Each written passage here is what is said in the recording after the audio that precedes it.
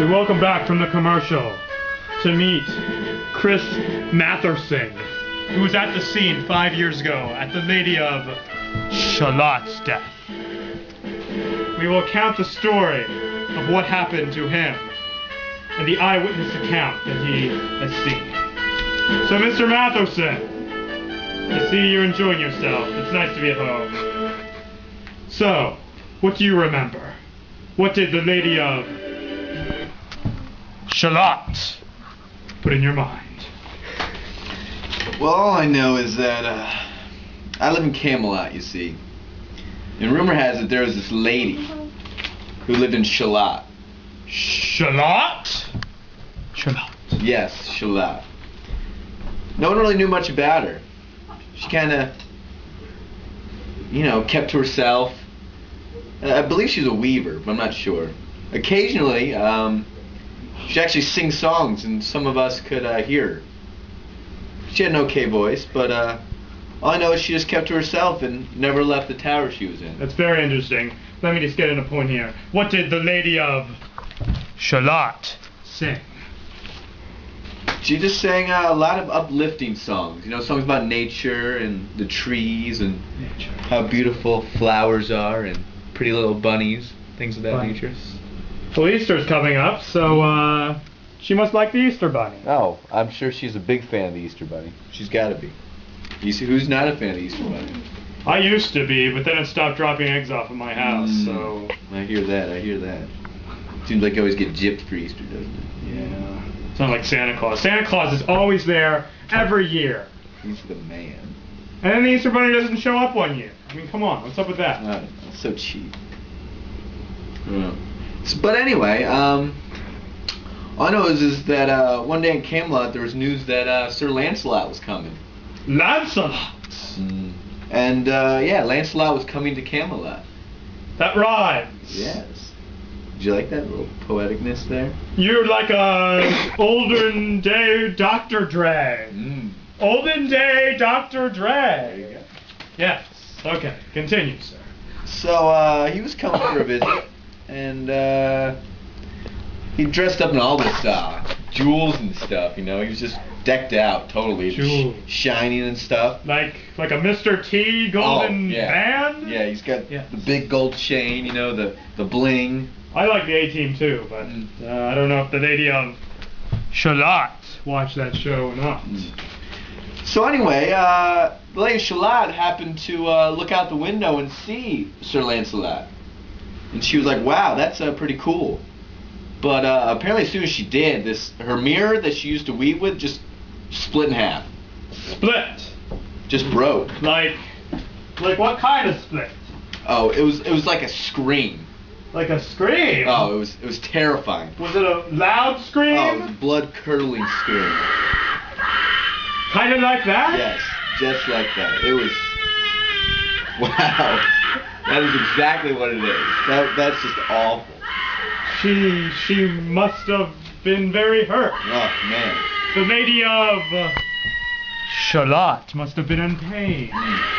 Apparently there was this curse. And as soon as she looked at Sir Lancelot, she opened the curse on herself. A curse? A curse. What kind of curse? Like the curse of the Bambino curse? No, not quite like that, but I mean, she won the World Series in like 50 years at least, right? Oh yeah, definitely, definitely. Yeah. It was 49 of them. Oh, sorry. My notes were wrong. Oh. So anyway... I'll get my coordinators to fix them. That's good. So anyway, she figured she was gonna die, so she figured she'd go to Camelot. Ooh.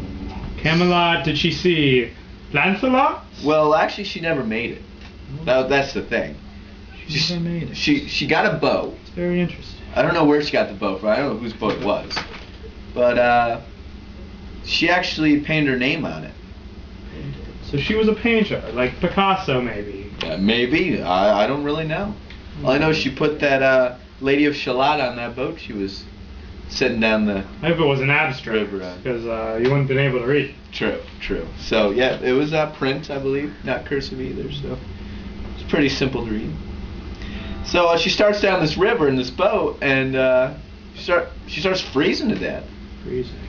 Like hypothermia freezing or just like ice cube freezing? Nobody knows. It's kind of like it was just a curse freezing. You know how curses always freeze you in that weird curse way. Curses. That's all I have to say is curses. That's kind of how she did it. So apparently when she got into town, she was just dead. No one really knew what had happened, or she was laid out dead. Yeah, she was just totally dead. And like I said, no one really knows where the curse came from, but it just appeared one day. It was just Sir Lady of